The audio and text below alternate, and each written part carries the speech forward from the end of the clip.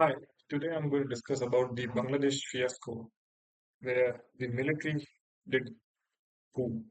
तो ये पहली बार नहीं है जब बांग्लादेश में ऐसा हुआ है 1975 में कई बार ऐसा हो रखा है इनफैक्ट जो इनका बंगा बंधु है which is Sheikh Mujibur Rahman father of Sheikh Hasina he was assassinated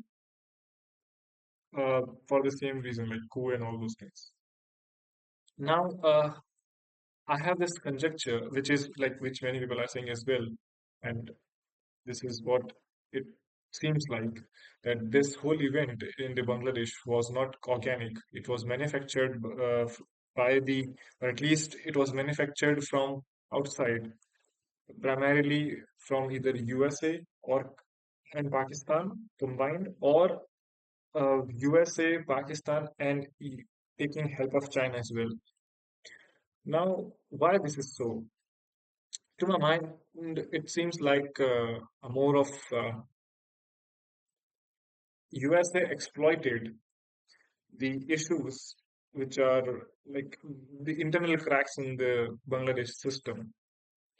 They use the radicalization, and not only that, they used uh, the youth to mobilize their ideas. Like why? Like if we go back 6 months back, if we go 6 months back, we will try to trace that ये कहाँ से शुरू हुआ. तो अगर हम देखें 9 July का ये आर्टिकल है wherein it says that US says that Bangladesh elections were not free and fair. Why this is so? Because it is not about the election itself. It is about why are they saying? They're saying because of this reason that US desperately wanted military base in the Bangladesh. And they even said that we will conspire to crave out the Bangladesh and from the Bangladesh in Myanmar. This is what they said, US. And what they were trying to do is, so they said, the US said that that they will crave out a Christian state, you know, because US wanted an area in the Bay of Bengal from which from where they can monitor China's activity. At the same time, they can also have an eye on India. Why this is so? Because of the India-Russia relationship. The strange thing which happened that when India purchased S-500, S-400, 500, and now they're also like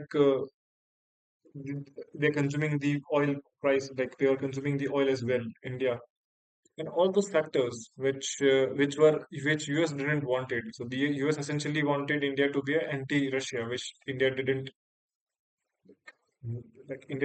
accept those conditions. The first thing is that US essentially were very desperate about the military base in the Bangladesh, which she was not accepting. This also event happened where the Peter Haas, who is essentially a US ambassador to this Bangladesh, he he essentially moved out from Bangladesh last month. It is also not the case that when it comes to China, so India essentially won the terminal rights for the Mongola ports in the Bangladesh over China. This is also for the same reason for the Tista River project, which she gave, which is she means Sheikh Hasina gave to India. So China was also not very happy with her behavior because she was pro-India in many ways, more like anti-America, not upfront, but it was pretty evident, and more like neutral to negative neutral, like negative towards China or apprehensive about China when it comes to relations with China with respect to Bangladesh. And you will ask me that why you are saying that it's a work of Pakistan. Like where does the Pakistan come into the picture? So for that we need to check this. Protesters vandalized Sheikh Mujibur Rahman's statue in Dhaka. Now this is the same guy who built the, who was responsible for the creation of Bangladesh itself. Now, who are these people who vandalized the statue of Sheikh Mujibur Rahman? It's not like people are so angry that they just wipe out whatever they are hitting anything left, right, and center. No, this is not the case because these are radicalized people who are pro-Pakistan in that sense. And essentially, who were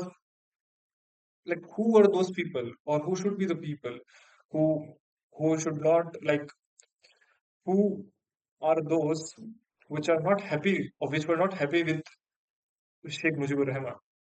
So they were essentially Americans and, for that matter, Pakistanis.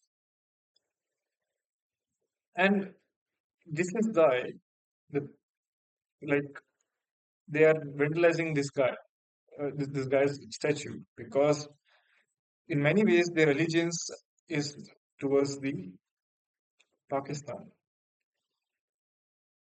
Also, if you check uh, this statement, which was made by Sheikh Hasina, that ISI conspiracy to remove Sheikh Hasina as Pakistan wants anti-India government in Bangladesh, and which is true because the new so-called leader, female leader, Bangladesh, which was released by the president of Bangladesh, is essentially anti-India and pro-Pakistan. And also, there is also a thing that US welcomed the interim government announced in the Bangladesh. So US didn't say anything about the coup and the military takeover of the military takeover when it comes to Bangladesh. They're not saying that it's a death of democracy or anything like that, but they are very welcoming in that sense. Why? Because this is what they wanted essentially. And apart from that, it's very evident that US essentially cancelled Sheikh Hasina's visa as well. Now, like you can clearly see that the hatred or at least the antagonization of Sheikh Hasina's persona by the Americans itself, because she was not pliable enough. They were not able to get hold of her, and this is why they cultivated or they manufactured those things which resulted into the entire coup. And this is not happening for the first time. America has been doing all those things. Like America has a mastery of doing this across the like they have done in the Middle East and so on and so forth. Now, for us, it is a huge understanding and a huge learning lesson that why we should not uh, why we should not rely on anybody else apart from India itself. Because see, right now, US also right now, even though US has been constrained in its antagonizing India as well, the main factor would be the huge market which India has. So, had there been no market in India, America would have for sure twisted India's arms to do what or हमको वो compel करते हैं to do what they want. But since ये भी हो नहीं रहा है due to various reasons, and one of the factors is or one of the factor is the market which India holds. आप देखेंगे इंडिया में बहुत सारी companies है, Google, Microsoft, WhatsApp, and Facebook, and all those things. They're essentially Americans, Intel, Nvidia. तो वो जो एक market उनको मिला हुआ है इंडिया का, they don't want to hurt that market. और इसीलिए इंडिया को वो they do arm twisting a bit, लेकिन वो कभी भी कंपेल नहीं करते. और ये एक बड़ी बहुत डेंजरस सिचुएशन है अपने लिए बिकॉज अगर हम देखें ऑलरेडी स्टेबिलिटीज जो कि अनस्टेबिलिटी जो इंडिया के आसपास है which is increasing day by day and where it is so if we check here तो सो यहाँ पे मिलिट्री टेक ओवर हो चुका है which is Bangladesh which is here.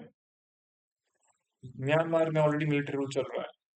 Nepal में China is trying to infiltrate. Pakistan is anyway a problem for India.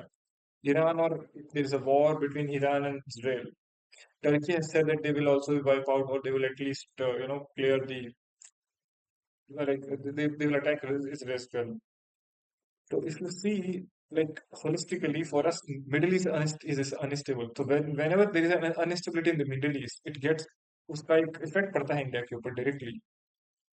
Or not only that, China is also trying to, like doing what is known as the string of pearl, where they're trying to, like they are essentially surrounding us. और Sri Lanka can already जो China ने port ले रखा है. तो if you see that for us it is a very dangerous situation because in क्योंकि again these borders have been at the all-time highs in terms of volatility.